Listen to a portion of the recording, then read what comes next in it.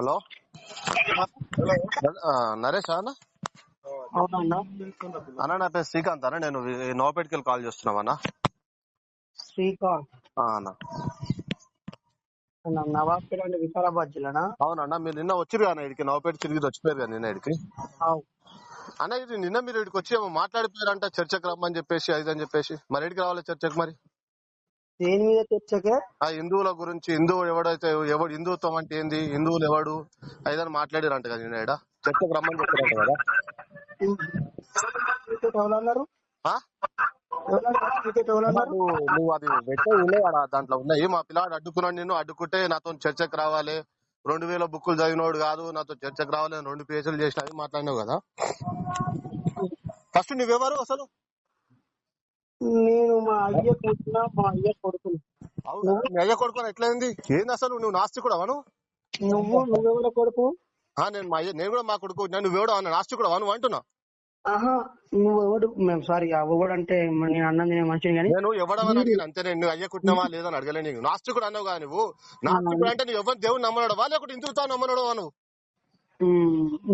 నువ్వెవడు? సరే నువ్వెవడు నేను అంటే ఏమన్నా? హిందూ అంటే ఏమని అర్థం? హిందూ నేను. మా నాయన నాకు నేర్పిన కల్చరు, నా దేశం హిందుస్థాను, నేను హిందువు. నువ్వెవడు నాస్తికుడు అన్నావు కదా నువ్వు. నాస్తికుడు అంటే ఎవడు అసలు? నీకు ఈ హిందుస్థాన్ లో నాస్తికులు అంటే తెలియకుండా నువ్వు హిందూ అయినవా?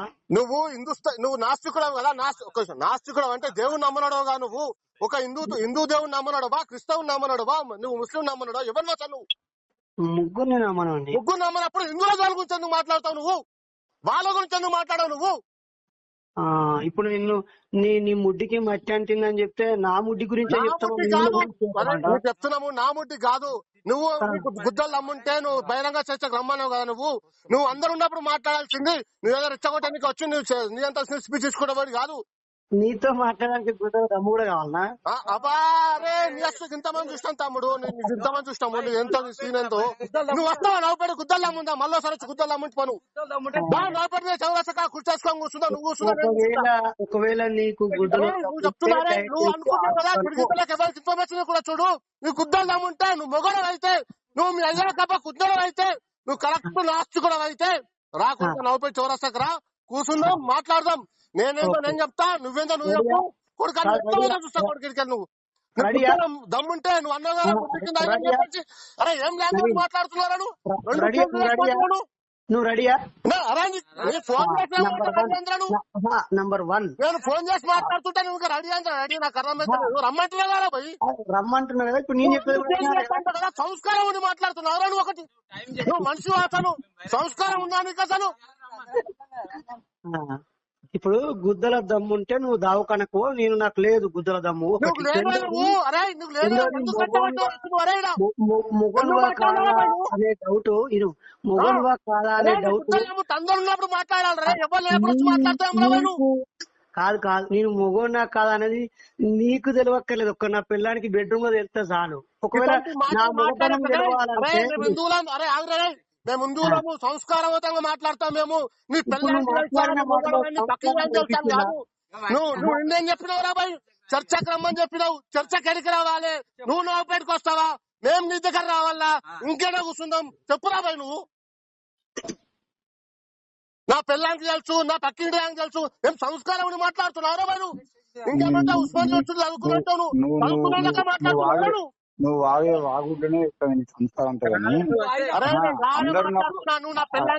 నా పిల్లని పక్కన పడుకున్నాను మాట్లాడుతున్నావు. అది సంస్కారం? అందరు ఉన్నప్పుడు మాట్లాడాలంటే అందరు ఉన్నప్పుడు మాట్లాడితేనే అలా శాతగానాడు కూడా నీ శాతగాంతానికి ఫోన్ చేసి కాదు. మావాడు మొగోడొచ్చి మాట్లాడతాను, మొగోడొచ్చి మాట్లాడిండు. నువ్వు ఛాన్స్ ఇచ్చినావు నువ్వు.